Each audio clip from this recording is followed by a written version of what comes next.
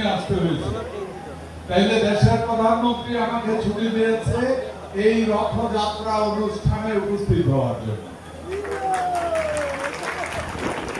তার অর্থ আপনারা বুঝতে পারছেন, বর্তমান সরকার এদেশের প্রতিটি নাগরিকের ধর্মীয় স্বাধীনতার প্রশ্নে কোন ধরনের চিন্তা ভাবনা করে।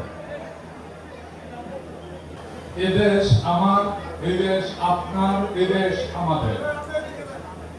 বাংলাদেশের ইতিহাস, কুমিল্লার ইতিহাস, হাজার বছরের ইতিহাস, হিন্দু মুসলিম বৌদ্ধ খ্রিস্টান নিজের ভাইয়ের মতো কাঁধে কাঁধ মিলিয়ে আমরা জীবন যাপন করেছি, আমরা এখনো করে যাচ্ছি।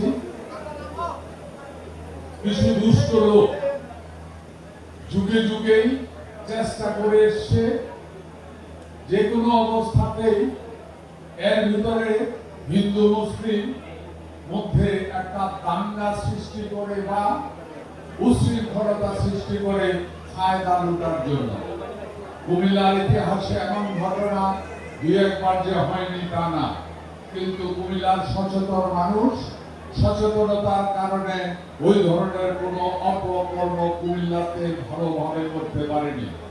ইনশাআল্লাহ আমরা বিশ্বাস করি আগামী দিনেও কোন লোক এই ধরনের কোন অপকর্ম চেষ্টা করে সাকসেস হতে পারবে না।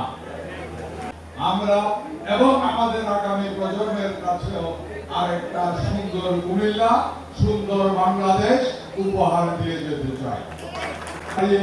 স্পষ্টভাবে বলে দিচ্ছি, আগামীতে এখানে যে মন্দির হবে সরকারের পক্ষ থেকে যতটুকু সহযোগিতা পাওয়া উচিত তার থেকে এক শস্য পরিমাণও কম পাবেন না, বরঞ্চ বেশি করে দেওয়া হবে।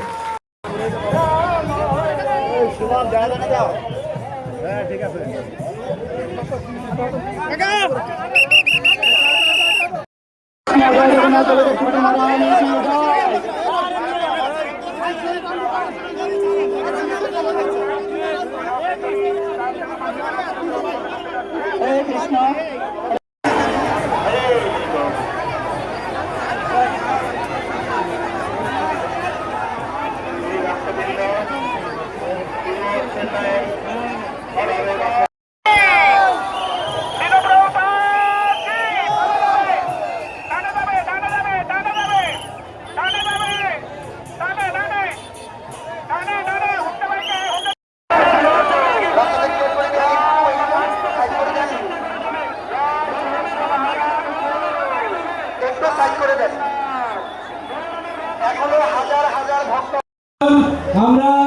আমরা মাননীয় মন্ত্রী মহোদয়, মাননীয় সিটি কর্পোরেশন প্রশাসক, মাননীয় উন্নয়ন কর্তৃপক্ষের চেয়ারম্যান